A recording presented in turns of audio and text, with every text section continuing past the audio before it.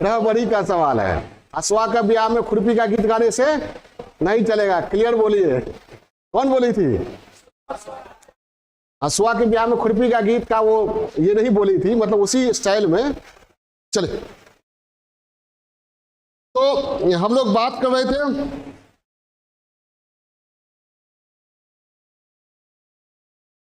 औद्योगिक पिछड़ापन के कारण हो गया था ना, अब परिणाम।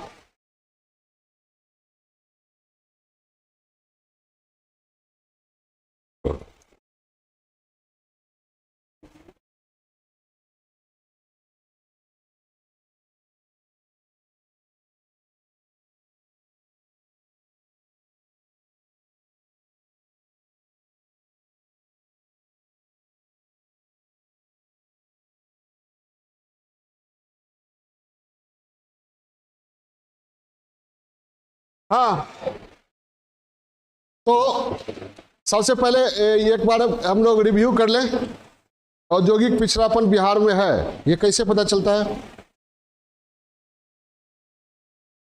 कैसे पता चलता है? जीडीपी में कृषि की हिस्सेदारी अधिक है, कृषि में नियोजित कार्यबल की संख्या अधिक है, 3/4 से ज्यादा है, और औद्योगिक क्षेत्र अन्य राज्यों की तुलना में सबसे कम है, और 10 जिले तो ऐसे हैं जहां एक भी औद्योगिक प्रतिष्ठान नहीं है। जो भी उद्योग है वो कृषि आधारित उद्योग है, जैसे चीनी हो गया, फूड प्रोसेसिंग हो गया, और दूध आधारित हो गया, और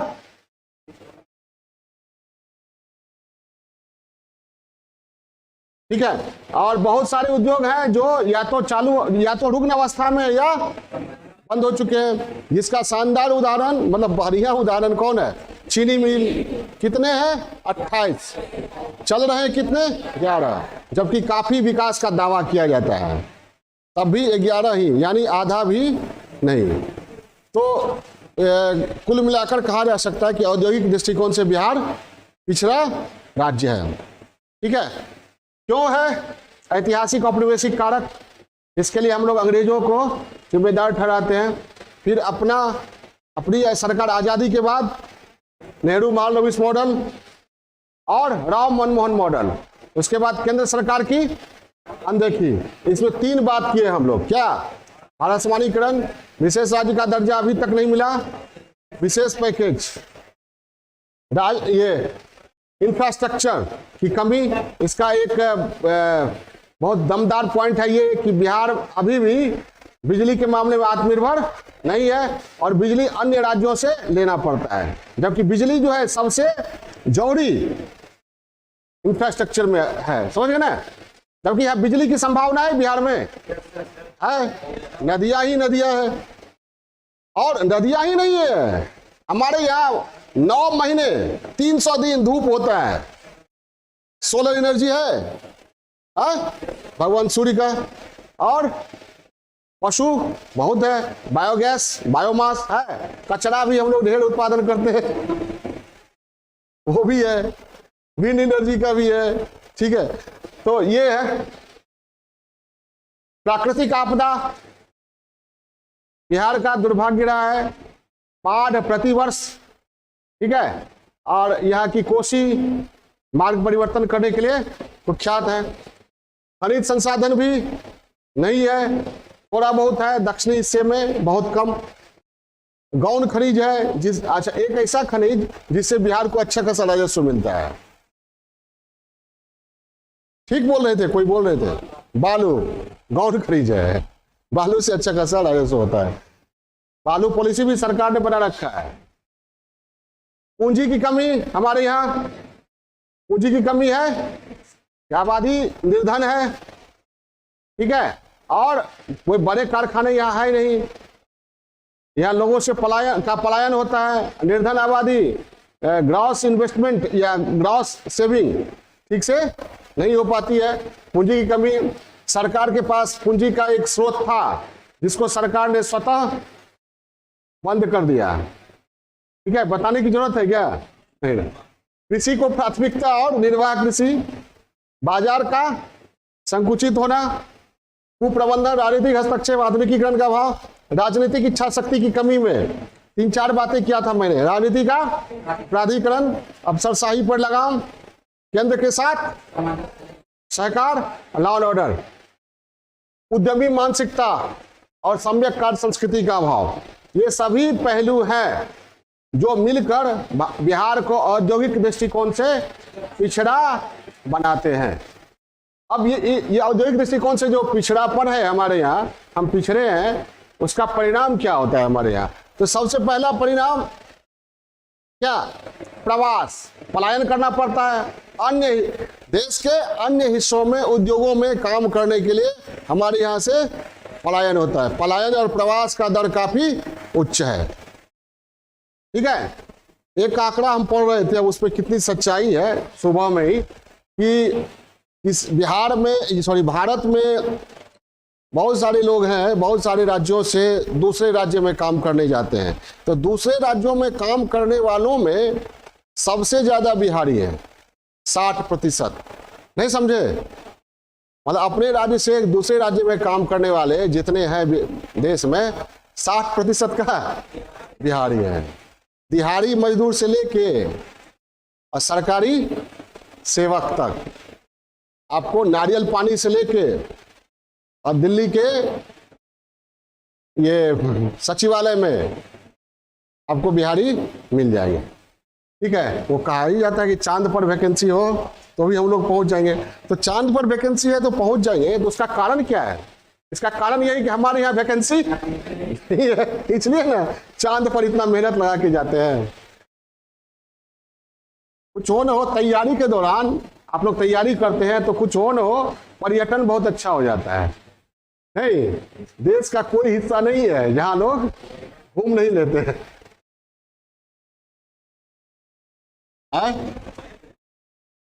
खासकर बैंकिंग, रेलवे का जो तैयारी करता है, और सिविल सर्विसेज वाले 4-5 स्टेट तो टच करते ही हैं, यूपी, झारखंड, एमपी और कभी कभी राजस्थान और हिमाचल प्रदेश भी कभी कभी। हम खुद ही टच किए हुए हिमाचल प्रदेश। औद्योगिक पिछड़ापन का परिणाम सबसे पहले लिखिए, उच्च प्रवास एवं पलायन।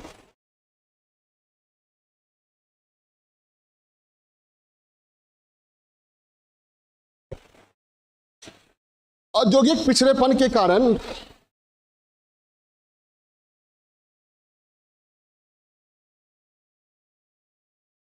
राज्य में आजीविका के अवसर कम है।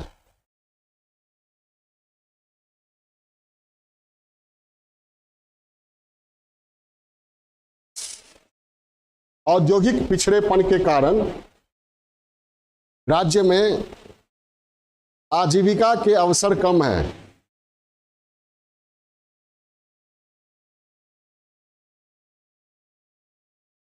परिणामतः लोग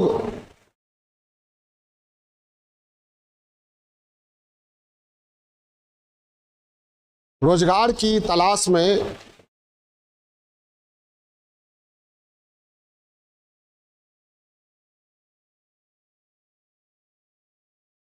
अन्य राज्यों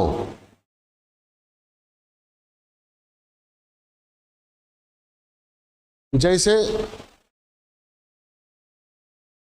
महाराष्ट्र, पंजाब, हरियाणा, तमिलनाडु,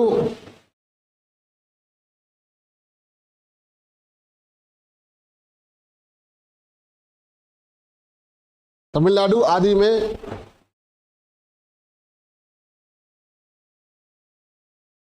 एवं विदेश जाते हैं। हाँ, विदेश बहुत भारी संख्या में है। बिहार के किस हिस्से के लोग ज्यादा विदेश जाते हैं बताइए? सिवान, गोपालगंज, ये जो एरिया है सबसे ज्यादा। गल्फ कंट्रीज में भरे पड़े हैं सभी लोग। ठीक है, तो वो भी लिखिए। तमिलनाडु आदि राज्यों में तथा विदेशों में जाते हैं।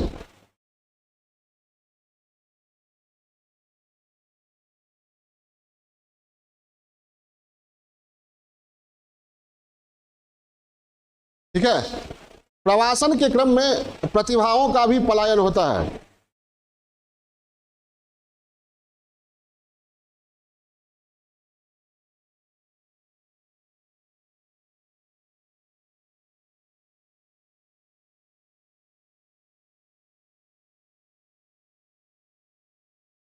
एक मिनट देखिए, एक मिनट सुन लीजिए।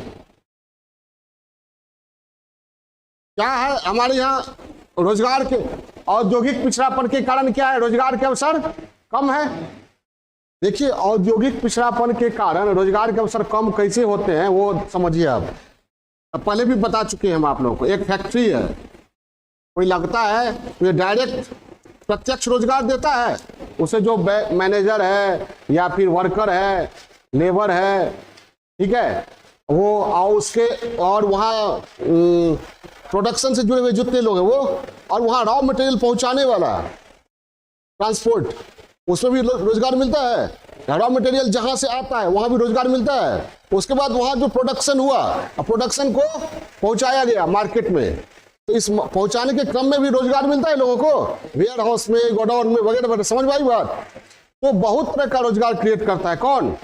फैक्ट्री, डायरेक्ट और इनडायरेक्ट। और पहले ही बता चुके हैं हम, जहां फैक्ट्री है वहां बहुत सारा रोजगार, पान से लेके, चाय से लेके, बीड़ी सिगरेट से लेके, और होटल, कपड़ा, स्कूल भी खुलेगा वहां, नर्सिंग होम भी खुलेगा, हॉस्पिटल भी खुलेगा, और हो सकता है कोचिंग भी खुलेगा। है? हो गया बहुत सारा रोजगार। तो हमारे यहाँ औद्योगिक पिछड़ापन है, उद्योगों के आंकड़े कम है। परिणामतः क्या होता है? रोजगार अवसर की तलाश में रोजगार कम, पलायन करते हैं। पलायन करने के क्रम में क्या होता है? अच्छी अच्छी प्रतिभाएं पलायन करती हैं। उसके बाद अभी लिखिए, नहीं देख लीजिए, गांव की जनांकीय संरचना बदल जाती है। गांव में आपको बच्चे, महिलाएं और बूढ़े, जवान नहीं नजर आएंगे। एक ब्रिंग बैक बिहार डॉक्यूमेंट्री है, उसमें एक व्यक्ति बोलता है, पत्रकार उससे पूछता है गांव में कौन कौन लोग हैं, तो बोले कोई लोग बच्चे नहीं है, महिला है, बूढ़ा बच्चा आपको मिल जाएगा, जवान कोई नहीं है। तो कोई नहीं है तो ना, जो इनवैलिड है वही सब बचा हुआ है। वर्ड क्या यूज किया? वर्ड क्या यूज किया? इनवैलिड है। इनवैलिड मतलब समझे ना, कहने का कोई काम का नहीं है, बाद में कुछ नहीं मिला तो यहाँ पर पड़ा हुआ है, अगर वो भी वैलिड हो जाएगा तो जाएगा। इनवैलिड वर्ड यूज किया। तो ये बच्चे, महिलाएं, बूढ़े, जवान बाहर रहते हैं, ये गांव की संरचना बन जाती है, जनांकीय संरचना। और जब ये पलायन करते हैं, प्रवास करते हैं, तो जैसे बिहार से गए मुंबई नौकरी करने के लिए, तो बिहार कहलाया सेंडिंग रीजन। क्या कहलाया? Sending region. और मुंबई कहलाया रिसीविंग रीजन। क्या कहलाया? Receiving region. तो इन लोगों की स्थिति क्या हो जाती है? धोबी का कुत्ता न घर, गधा न घर का न घाट का। यहाँ के पॉलिटिशियन सोचते हैं कि ये तो यहाँ रहेगा नहीं, वोट देगा नहीं, तो इनमें इनके प्रति सहानुभूति ना होती है। और वहाँ का सोचता है ये तो यहाँ का रहेगा, है नहीं, इस मारो भगाओ।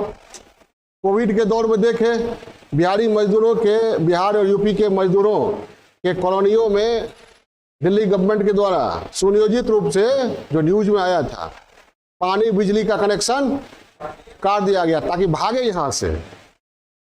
और दिल्ली सरकार के एक मंत्री ने तो यहाँ तक कह दिया कि दिल्ली का जो हॉस्पिटल है केवल दिल्ली में लोगों का इलाज करेगा। जैसे लगता है दिल्ली खाली दिल्ली वालों का है, और दिल्ली में पूरे इंडिया का ब्रेन है, रेवेन्यू है, सब कुछ है। दिल्ली दिल है पूरे इंडिया का। तो इस तरह की व्याख्या पॉलिटिशियन अगर कोई करते हैं तो वो बेईमानी है, ठीक है, बचकाना हरकत, समझदारी की कमी है, या फिर एकदम स्वार्थ के कारण किसी भी हद तक जा सकते हैं, ये प्रवृत्ति हो सकती है। तो उपेक्षा का शिकार होते हैं कौन?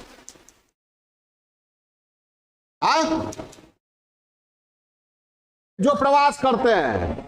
ये स्थिति कब दिखी? कोविड के दौर में, जब लॉकडाउन लगा तो 100-100 किलोमीटर, 1000-1000 किलोमीटर लोग पैदल चल के बिहार पहुंचे।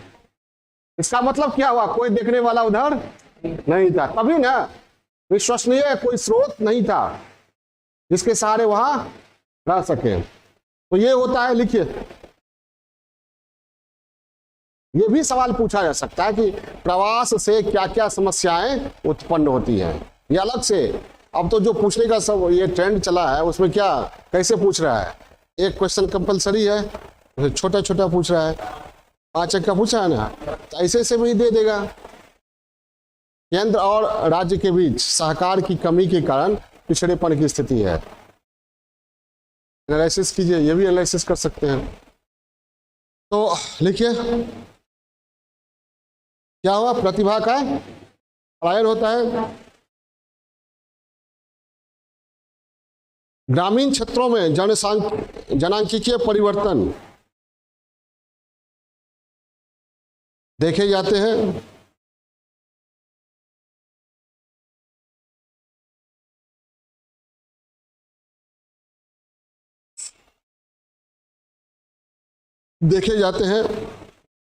प्रायः युवा पुरुष पलायन करते हैं।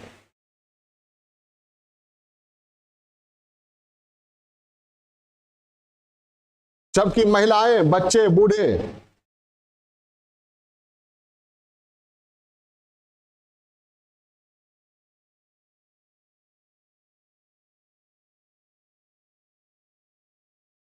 गांव में रहते हैं।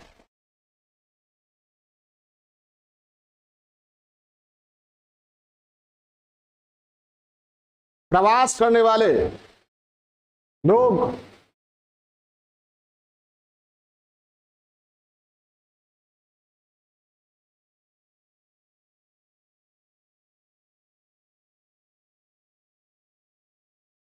अपने मूल क्षेत्र और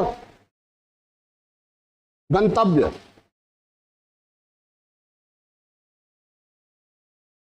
क्षेत्र दोनों जगह राजनीतिक उपेक्षा के शिकार होते हैं।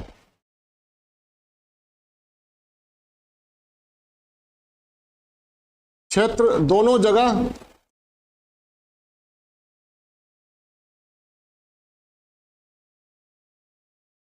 राजनीतिक उपेक्षा के शिकार होते हैं।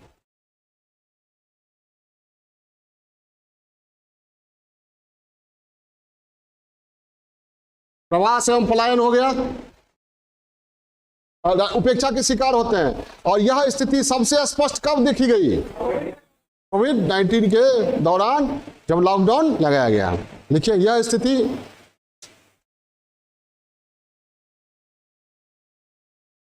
कोविड-19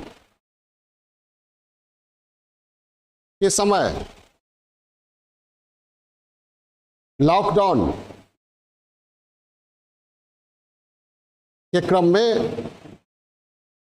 स्पष्ट रूप से देखी गई।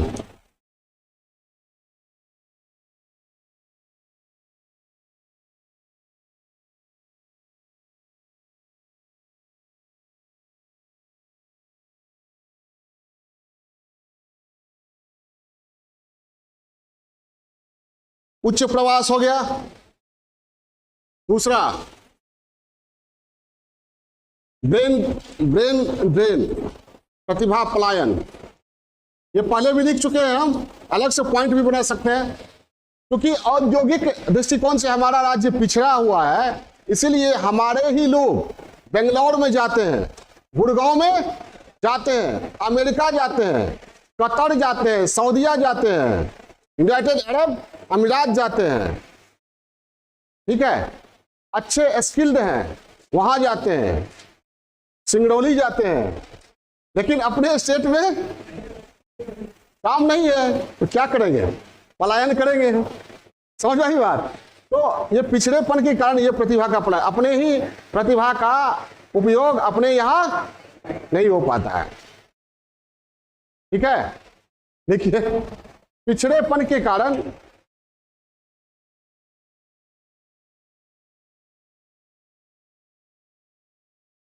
पिछड़ेपन मतलब औद्योगिक दृष्टिकोण से पिछड़ेपन के कारण इंजीनियर, डॉक्टर तो बहुत लोग रह जाता है, गरीबी है तो बीमारी है, तो आय अर्जन का दर कुछ ज्यादा, फिर भी अच्छे अच्छे डॉक्टर चले जाते हैं, इंजीनियर, डॉक्टर और बताइए प्रोफेशनल कौन? सॉफ्टवेयर इंजीनियर, इंजीनियर में आ गया, और बताइए वैज्ञानिक,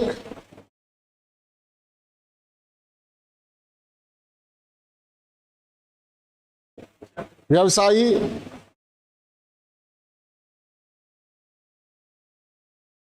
अध्यापक,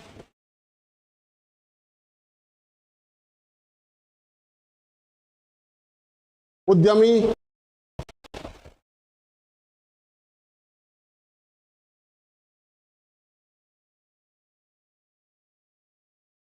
प्रबंधक,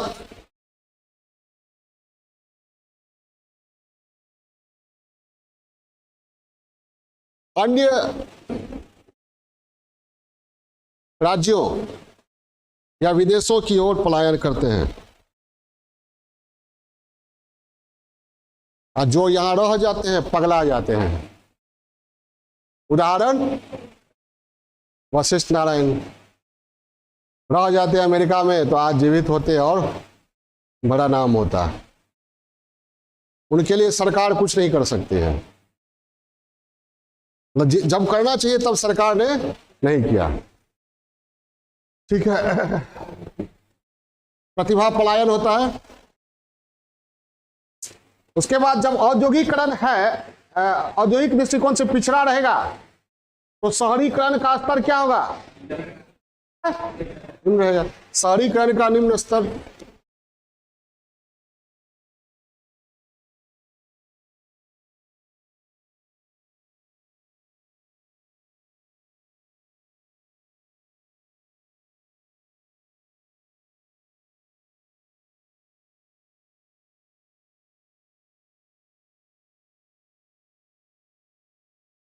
औद्योगिकरण से शहरीकरण को गति मिलती है।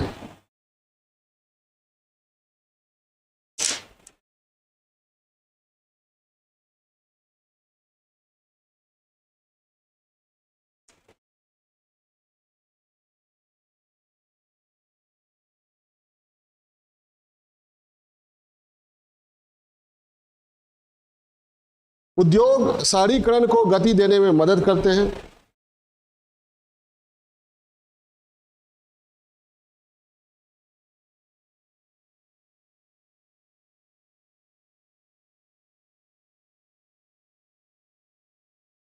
शहर की परिभाषा क्या है?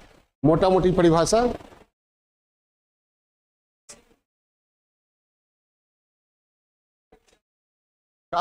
कोई ज्योग्राफी वाले हैं? शहर या नगर किसको कहता है? जहां 3/4 आबादी गैर कृषि कार्य में संलग्न हो। ठीक है, और ये घनत्व जो हो वह ज्यादा हो, 400, संभवतः 400 व्यक्ति प्रति वर्ग किलोमीटर।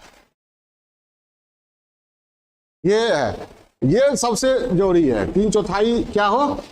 गैर कृषि कार्य में। तो गैर कृषि कार्य में संलग्नता कब होगी? जब इंडस्ट्रियल एरिया होगा, या वहां एजुकेशन ही हो, लेकिन एजुकेशन इंडस्ट्री की तरह काम करे। ये कोटा देखिए, कोटा हमारे यहां से 20,000 करोड़ रुपया बाहर जाता है, हमारे छात्र ले जाते हैं कोटा और दिल्ली। समझ में आई बात? तो हम लोग कोटा नहीं बना सकते हैं क्या? यहां तो ढेर सुपर 10, सुपर 20, सुपर 30, सुपर 40, ठीक है, सब कुछ है, लेकिन कोचिंग के नाम पर क्या है? या जो पटना में चाहिए छात्रों को वो नहीं मिल पाता है, इसलिए छात्र यहां से पलायन करते हैं। अगर वो स्थिति यहाँ मिल जाती जो छात्र को जरूरी है और कमिटमेंट होता यहाँ के शिक्षकों या कोचिंग में पढ़ाने वालों का, तो यहाँ से लोगों को पलायन नहीं करना पड़ता। खैर इसमें टीचर की ही कमी नहीं है, बहुत सारे परिवेश की कमी है, हम अपना क्यों बताएंगे, लेकिन ज्यादा टीचर की कमी है, ठीक है, चाहे हम हो या कोई हो, शिक्षक की कमी ज्यादा है। शिक्षक कहीं भी खड़ा हो और योग्य हो तो छात्र वहां पर टिकेंगे ही, टिकना तय है। शहरीकरण का निम्न स्तर क्या लिखे? बिहार में शहरीकरण लगभग 11.3% है, जो भारत के औसत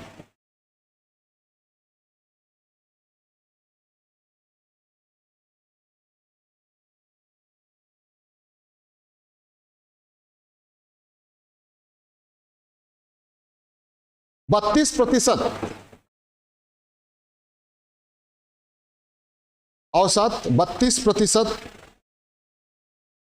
से कम है।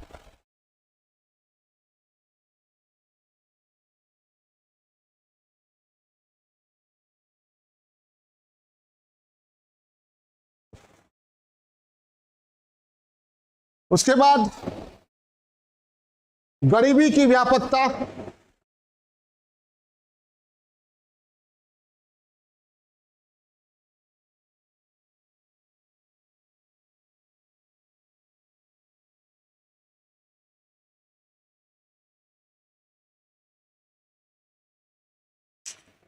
अब देखिए जहां भी औद्योगिकरण है वहां गरीबी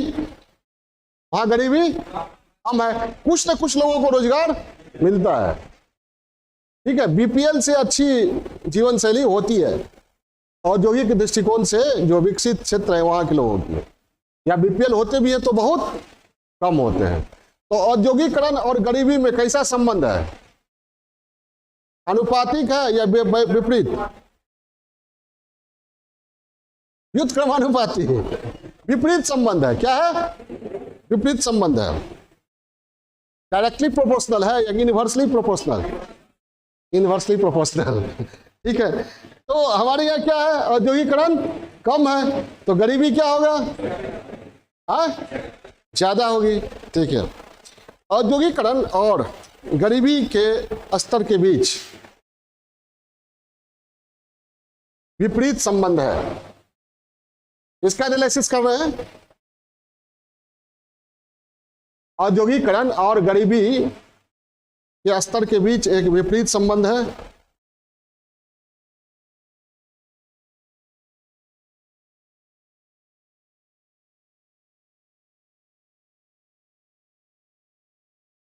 अत्यधिक औद्योगिकृत क्षेत्रों में गरीबी कम है,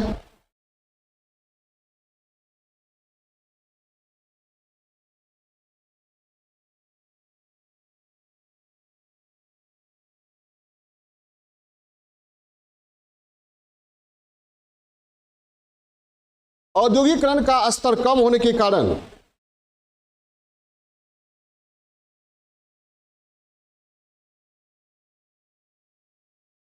बिहार की आधी से अधिक आबादी गरीबी रेखा से नीचे जीवन यापन कर रही है।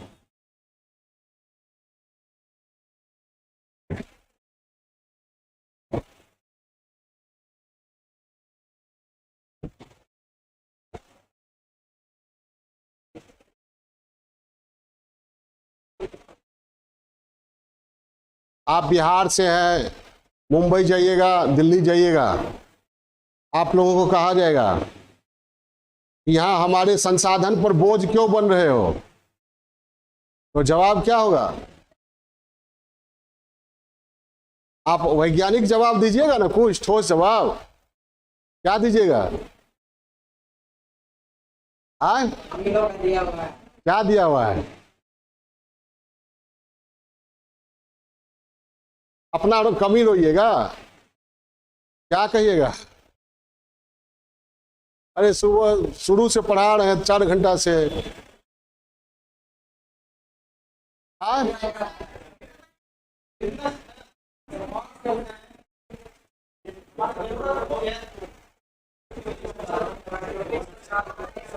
आप बता दीजिएगा भाड़ा समानीकरण नीति, कहिएगा हमारे संसाधन से ही तुम लोग आगे बढ़े हो, अब वही संसाधन लेने हम लोग आए हैं। ठीक है, चलिए।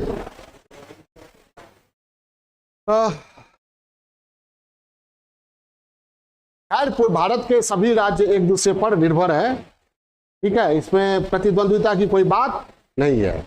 वे लोग बेवकूफ होते हैं जो ये ऐसी बातें करते हैं कि बिहार के लोग क्या कहते हैं अनपढ़ होते हैं, एक बिहारी 100 बीमारी, या बिहार के लोग कभी कभी ये कहते हैं कि हमारे यहाँ ब्रेन जो है देश में सबसे मजबूत है। हम लोग कहते हैं ना सबसे ज्यादा IAS IPS, ये सब बात जो है बेतुका बात, ठीक है, ये सब बात इस बात में कोई दम नहीं है। सभी राज्यों में IAS IPS बनने वाला स्टूडेंट है, छात्र है, सभी राज्यों में अच्छे लोग हैं, सभी राज्यों में बुरे लोग हैं। ये सब बेकार की बात है, हमारे राज्य में ये है वो है, ठीक है। और वैकेंसी चांद पर हो तो खाली बिहार का लोग नहीं दौड़ेगा, तमिलनाडु का लोग भी दौड़ता है, केरला का लोग भी दौड़ेगा, कश्मीर के लोग भी दौड़ेंगे, ऐसी बात नहीं। चलिए, सभी पूरे देश में कहीं भी जाइए, मूल मुद्दा अभी भी गरीबी है, मूल मुद्दा अभी भी बेरोजगारी है, मूल मुद्दा अभी भी महंगाई है, ठीक है, मूल मुद्दा अभी भी भूखमरी है, मूल मुद्दा अभी भी कुपोषण है। बैलेंस्ड डाइट कितने लोगों को मिलता है दिल्ली से तमिलनाडु चेन्नई तक, कितने लोगों को मिलता है? आप जाके घूमिए, बहुत ज्यादा स्थिति बदली हुई नहीं है साउथ में, सुदूर देहात में जाइएगा तब पता चलेगा। ठीक है, पहली बार साउथ गए थे हम तो मेरा ये सोच अलग था कि साउथ, ठीक है, तो शहरों में तो बहुत अच्छा लगता है, लेकिन सुदूर जाइए ना देहात में, ठीक है, हमारे यहाँ जो गांव में स्थिति है वही वहां भी दिखती है। भाई किसी के बदन पर ढंग से पूरा कपड़ा नहीं दिखेगा जैसे हमारे यहाँ वहां भी। हो जाए बात। चलिए, गरीबी की व्यापकता, इसका एनालिसिस कर दिए, क्या बोले लिखा थे?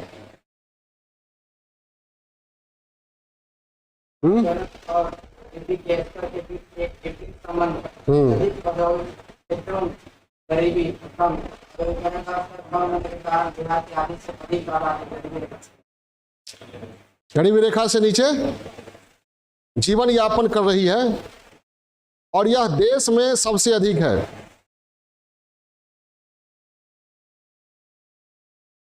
बिहार की प्रति व्यक्ति आय भी देश में सबसे कम है।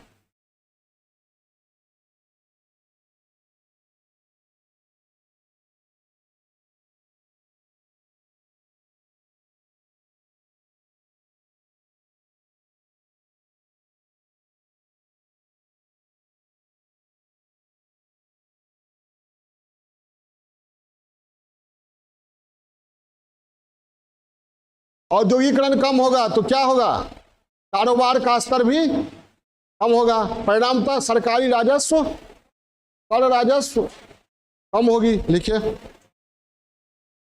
औद्योगिकरण की गति कम होने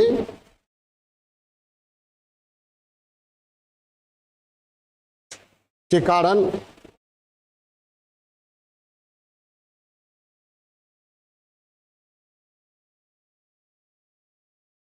उद्योग धंधे कारोबार का स्तर भी निम्न है।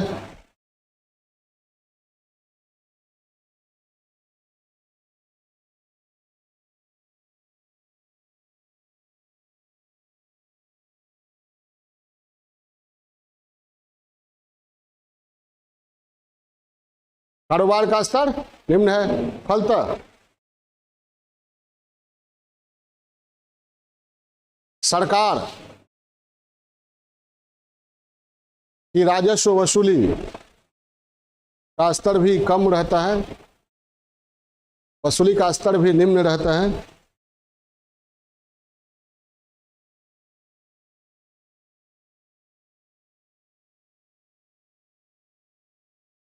और राज्य की निर्भरता केंद्र पर बढ़ जाती है।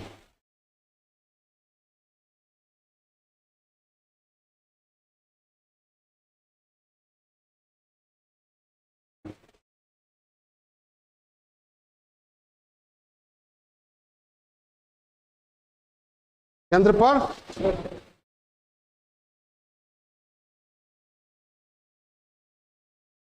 और औद्योगिकरण कम होगा तो प्रति व्यक्ति आय, गरीबी अधिक होगी, प्रति व्यक्ति आय कम होगा, प्रति व्यक्ति आय कम होगा तो लोगों का बचत कम होगा। अब बचत ही ना निवेश बनता है, इन्वेस्टमेंट वही कैपिटल बनता है। तो पूंजी निर्माण का दर भी बिहार में कम, इसलिए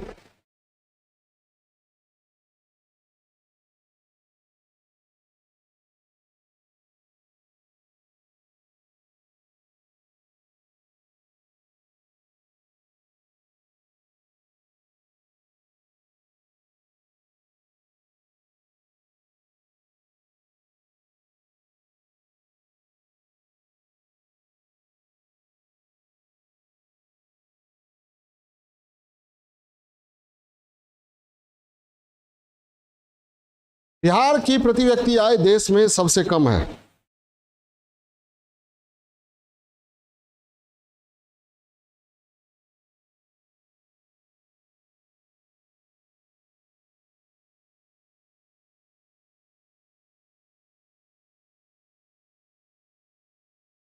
जिसके कारण बचत, निवेश और पूंजी निर्माण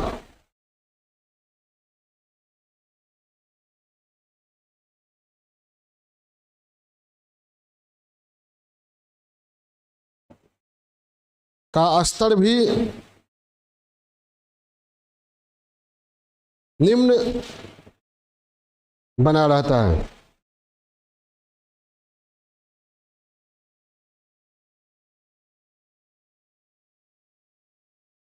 निम्न स्तरीय सामाजिक आर्थिक विकास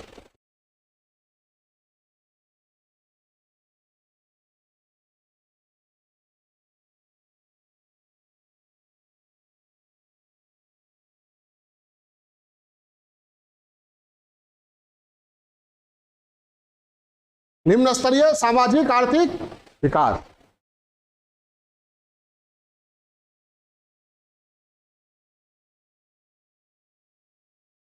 जन्म के समय जीवन प्रत्याशा के मामले में बिहार सबसे, देश में सबसे कम। शिशु मृत्यु दर सबसे कम कि सबसे ज्यादा। मातृ मृत्यु अनुपात, प्रति व्यक्ति आय सबसे कम। तो ये सामाजिक आर्थिक विकास का यही सूचक है ना, जीवन प्रत्याशा, साक्षरता, ठीक है, मातृ मृत्यु दर, शिशु मृत्यु दर, ये सब क्या है, सामाजिक आर्थिक विकास का सूचक है। मानव विकास सूचकांक में बिहार सबसे नीचे, ठीक है, गरीबी में बिहार सबसे आगे, सबसे नीचे या सबसे ऊपर। चलिए, तो बिहार देश के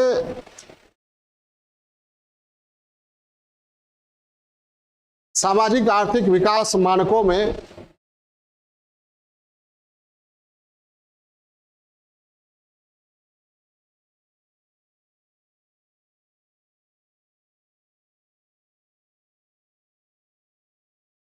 लगभग सभी मामलों में सबसे नीचे है।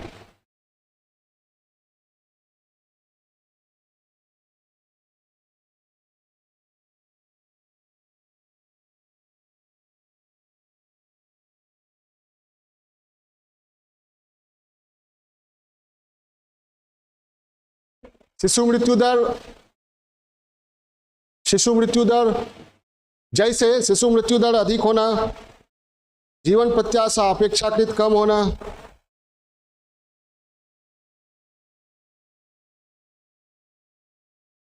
प्रति व्यक्ति आय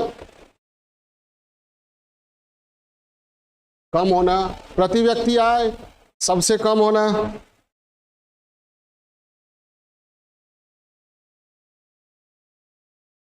मानव विकास सूचकांक में निम्न स्तर आदि।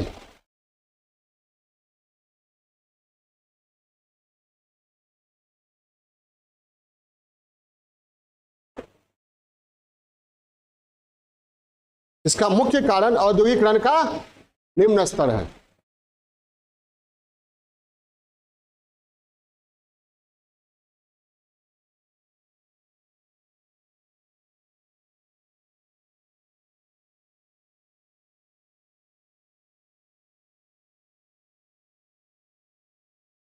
और जब सबसे ज्यादा गरीबी है, बेरोजगारी है, ठीक है, प्रति व्यक्ति आय सबसे कम है, तो जहां ये सब चीजें होगी वहां तो गीत गाए ही जाएंगे। देख लिया तेरी सरदारी रे, अब तो हमारी बारी रे ना।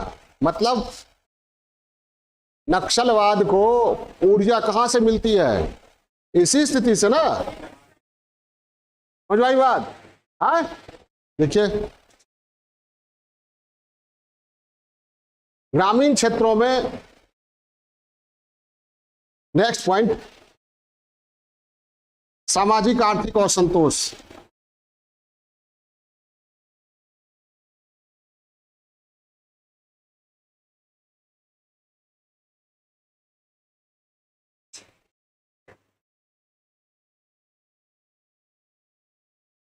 निम्न सामाजिक आर्थिक विकास के कारण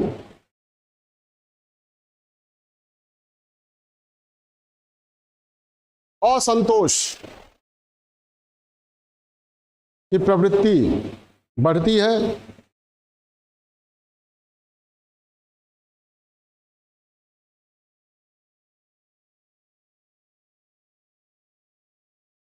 जो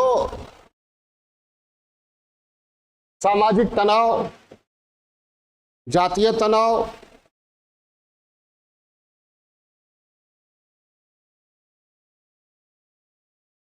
नक्सलवाद,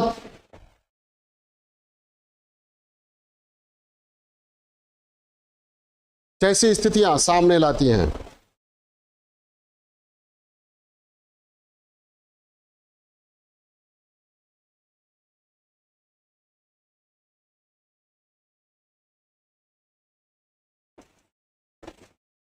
राज्य की छवि पर नकारात्मक असर।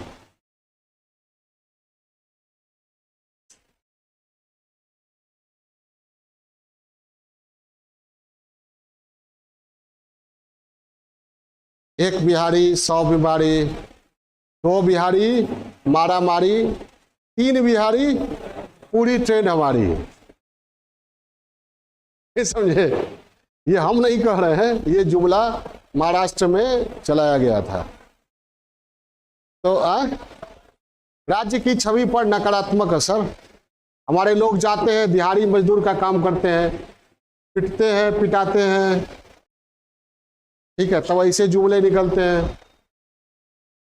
बस एक लाइन लिख दी राज्य की छवि, इसका एनालिसिस क्या कीजिएगा? तो ये हो गया औद्योगिक पिछड़ापन का परिणाम।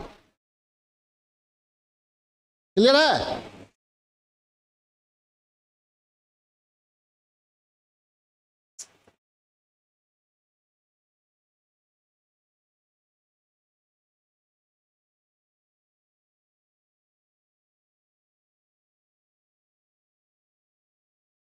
आगे पढ़िएगा या ब्रेक दे? ब्रेक देते हैं, भोजन करके आइए। इसका भाड़ा समानीकरण नीति स्पेशल बताए थे, टॉपिक बना के पढ़ाएंगे ब्रेक के बाद। और फिर उसके बाद हम लोग चलेंगे, पिछड़ेपन के कारण हो गया, परिणाम हो गया, अब संभावना हमारे यहाँ क्या है, औद्योगिक विकास की संभावना क्या है, और फिर सरकार द्वारा क्या प्रयास किया गया है। तो 2 डायमेंशन अभी भी बचा हुआ है, और एक भाड़ा समानीकरण, वो अलग से टॉपिक बना के पढ़ा देंगे, डायग्राम बना देंगे। ओके।